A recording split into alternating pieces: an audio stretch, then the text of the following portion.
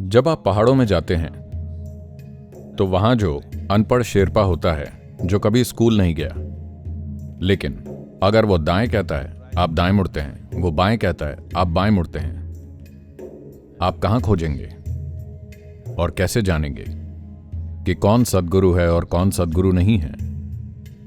अगर आप खुद को खुला रखने का प्रयास करते हैं, और निर्भर करता है कि आप में कितना अधिक खुलापन है, मैं उतनी ही सक्रिय भूमिका निभाऊंगा।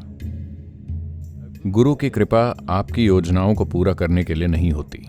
गुरु की कृपा जीवन की योजना को पूरा करने के लिए होती है। जब आप मुझे एक व्यक्ति से अधिक किसी चीज के रूप में अनुभव करने लगते हैं, सिर्फ तभी मैं आपका गुरु होता हूं, तब तक मैं नहीं हूं।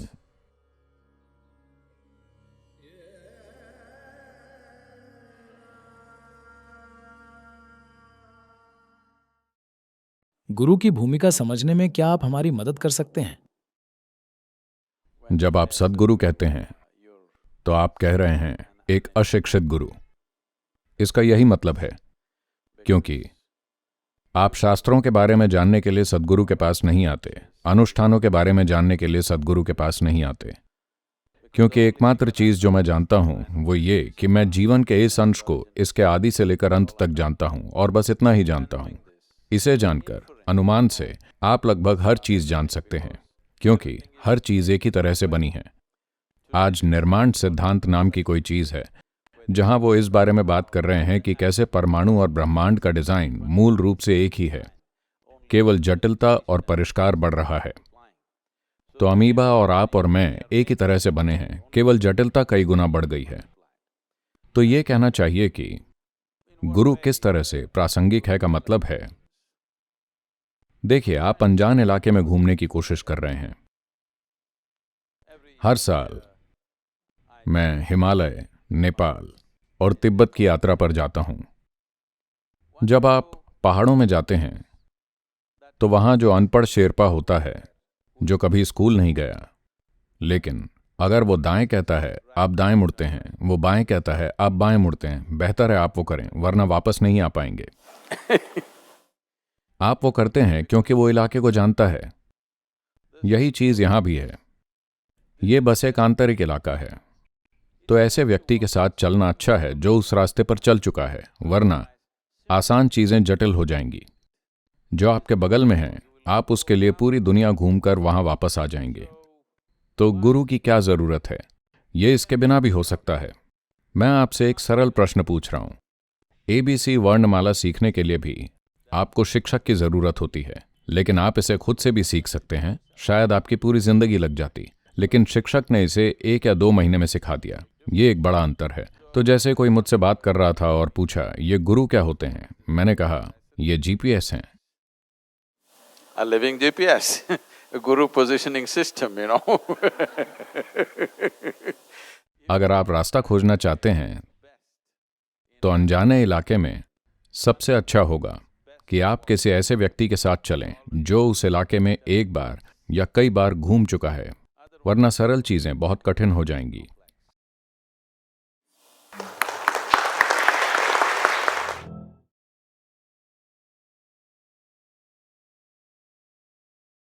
लगभग 15,000 साल से भी पहले हिमालय के ऊपरी क्षेत्र में एक योगी प्रकट हुए। किसी को नहीं पता था वो कहां से आए हैं।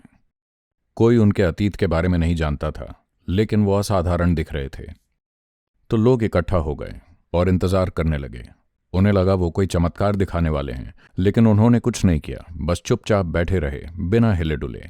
अंत में केवल 7 लोग ही रुके रहे। इन 7 लोगों ने देखा कि ये जबरदस्त चमत्कार है, क्योंकि जो व्यक्ति अपनी भौतिक प्रकृति से परे जा चुका है, केवल वही ऐसे बैठ सकता है। और उन्होंने विनती की, आप शायद कुछ ऐसा जानते हैं या अनुभव कर रहे हैं जो हमारी कल्पना से परे है, कृपया हमें भी सिखाएं। तब उन्होंने इन 7 लोगों को तैयारी की कुछ सरल विधियां दी और बोले, तुम लोग खुद को तैयार करो, फिर मैं देखता हूं।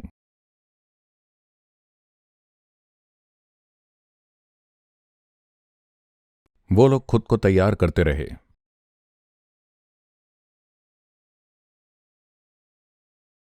महीने साल में बदल गए और साल दशक में 84 साल बीत गए।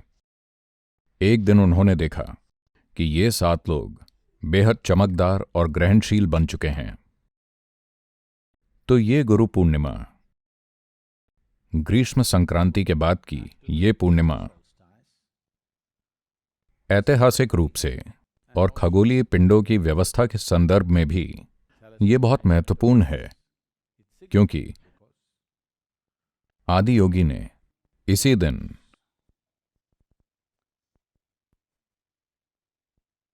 आदि गुरु बनना चुना था। पहले योगी ने 15,000 साल पहले पहला गुरु बनने का फैसला किया था।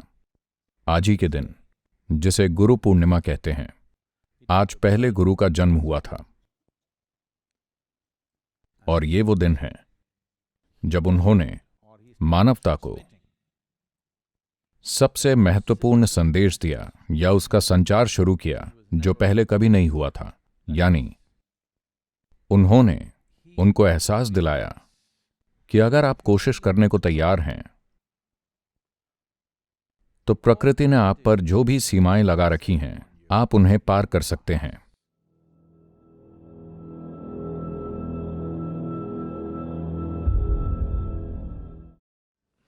आध्यात्मिक जीवन के लिए क्या सद्गुरु की खोज करनी पड़ती है या वो अपने आप मिल जाते हैं? आप कहाँ खोजेंगे और आप कैसे जानेंगे कि कौन सद्गुरु है और कौन सद्गुरु नहीं है? आपके पास जानने का कोई तरीका नहीं है। तो मैं कोई चीज कैसे खोजूं? आप बस ये खोजिए। आप सिर्फ ये खोजिए कि मैं जानना चाहता हूं। आप जितना अधिक मैं नहीं जानता बन जाते हैं, आपकी खोज उतनी ही गहरी होती है ना? खोज का मतलब कुछ खोजना नहीं है। खोज यानी वो खोजना जो आप नहीं जानते। अगर आपको खोजना है तो आपको कोई धारणा नहीं बनानी चाहिए, ऐसा ही है ना? आपने पहले ही धारणा बना ली है, ईश्वर ऊपर स्वर्ग में बैठा है, मैं उसे खोज रहा हूं। ये खोज नहीं है, ये केवल एक भ्रम है। खोज यानी बस खोज करना। खोज सिर्फ तभी संभव है जब आपके भीतर एक गहरा मैं नहीं जानता घटित हुआ हो। अगर आपके भीतर मैं नहीं जानता का खालीपन बना रहता है तो सद्गुरु आपको मिल जाएंगे। आपको खोज करने की जरूरत नहीं है, क्योंकि आपको नहीं पता कैसे खोजना है।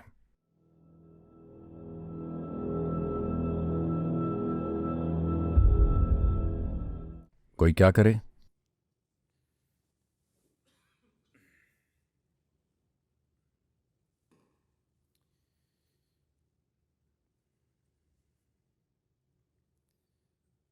अगर आप खुद से करना चाहते हैं तो वो एक तरीका है।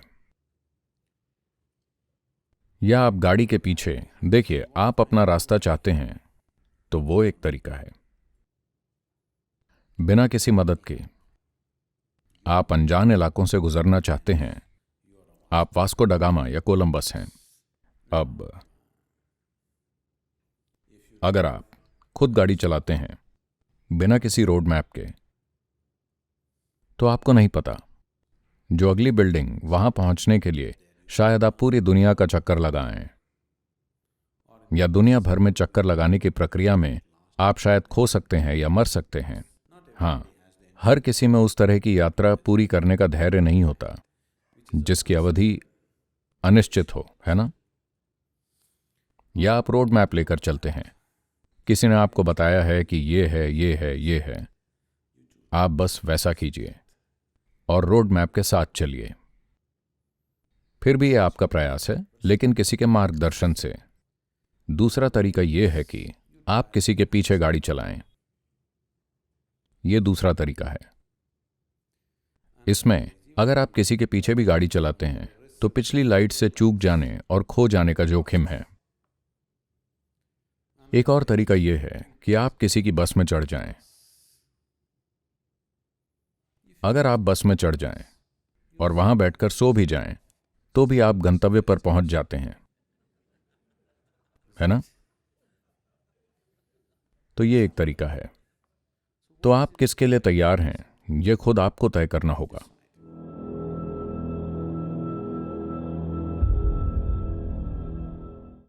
मेरे पास सौंदर्य बोध की बहुत गहरी समझ है। उस वजह से अगर आप खुद को खुला रखने का प्रयास करते हैं, और निर्भर करता है कि आप में कितना अधिक खुलापन है, मैं उतनी ही सक्रिय भूमिका निभाऊंगा। अगर आप अनुमति दें तो मैं ये भी तय करूंगा कि आपको नाश्ते में क्या खाना चाहिए। थोपने के तौर पर नहीं, बल्कि एक स्वाभाविक चुनाव के रूप में। मैं कह रहा हूं कि सबसे सांसारिक चीजों में भी यह प्रकट हो सकता है। तो आप आएंगे और इडली और डोसा में से आप मेरे लिए चुनेंगे, ऐसा नहीं है। आप सड़क पर चल रहे हैं, आप गड्ढे में कदम रखेंगे या सड़क पर या फुटपाथ पर, यह आप पर नहीं बल्कि सूरज की रोशनी पर निर्भर करता है ना? उस मायने में हां, हर पहलू में। अगर आप इच्छुक हैं, अगर आप अपना जीवन चाहते हैं तो यह आप पर है। आप चाहते हैं कि मैं सिर्फ आपके आध्यात्मिक जीवन को प्रभावित करूं, मुझे कोई दिक्कत नहीं है। कुछ लोग सूरज की रोशनी तब देखते हैं जब वो छुट्टी पर जाते हैं, साल में एक बार। कुछ लोग हर दिन सुबह जल्दी उठते हैं सिर्फ सूरज का स्वागत करने के लिए। वो आपका चुनाव है, मैं ये आप पर छोड़ता हूं।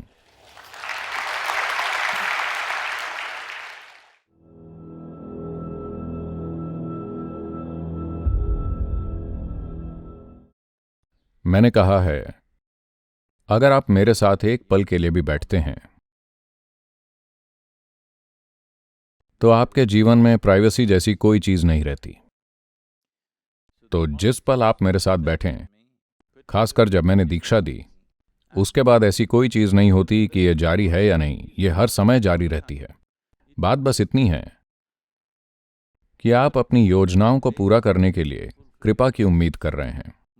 ज्यादातर लोग सिर्फ अपनी योजनाओं को पूरा करने के लिए कृपा की उम्मीद करते हैं, क्योंकि ये एक पुरानी आदत है, मंदिर, चर्च या मस्जिद में जाना और भगवान से कहना कि उसे क्या करना चाहिए। अगर वो नहीं करते तो आप भगवान बदल देंगे। तो ये पुरानी आदत है। तो कृपा अपनी योजना पूरा करने के लिए नहीं है। कृपा आपके लिए जीवन की योजना को पूरा करने के लिए है। यह आपकी छोटी मोटी योजनाओं को पूरा करने के लिए नहीं है, क्योंकि आपकी योजनाएं हर दिन बदलती हैं। जीवन के अलग अलग चरणों में आपने कई बार सोचा कि बस यही है, और अगले ही पल अपना फैसला बदल दिया। तो कृपा, गुरु की कृपा आपकी योजनाओं को पूरा करने के लिए नहीं बनाई गई है। गुरु की कृपा जीवन की योजना को पूरा करने के लिए बनाई गई है। आप एक जीवन के रूप में उसकी योजना पूरा करने के लिए, जीवन को इसकी पूर्णता तक पहुंचाने के लिए बनी है। आपकी तत्काल योजना को पूरा करने के लिए नहीं। आप छुट्टी पर जाना चाहते हैं, सद्गुरु आप मेरी मदद क्यों नहीं कर रहे हैं, ये उस बारे में नहीं है। तो हर दूसरे दिन सवाल न करते रहें कि क्या कृपा मेरे साथ है या मेरे साथ नहीं है। अगर मैं सहारे को कायम नहीं रख पाता और इसे संभव नहीं कर पाता, तो मैं अपना जीवन आपके साथ बर्बाद न कर रहा होता।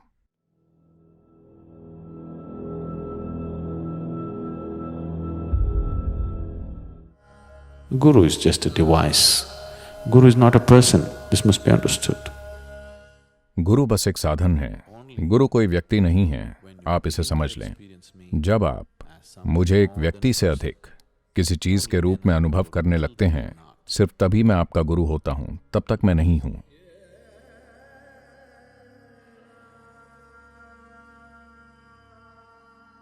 गुरु पूर्णिमा इसलिए महत्वपूर्ण है क्योंकि एक तो इसका ऐतिहासिक महत्व है, क्योंकि यही वो दिन है जब आदि योगी ने ग्रीष्म संक्रांति के बाद खुद को गुरु बनाया था।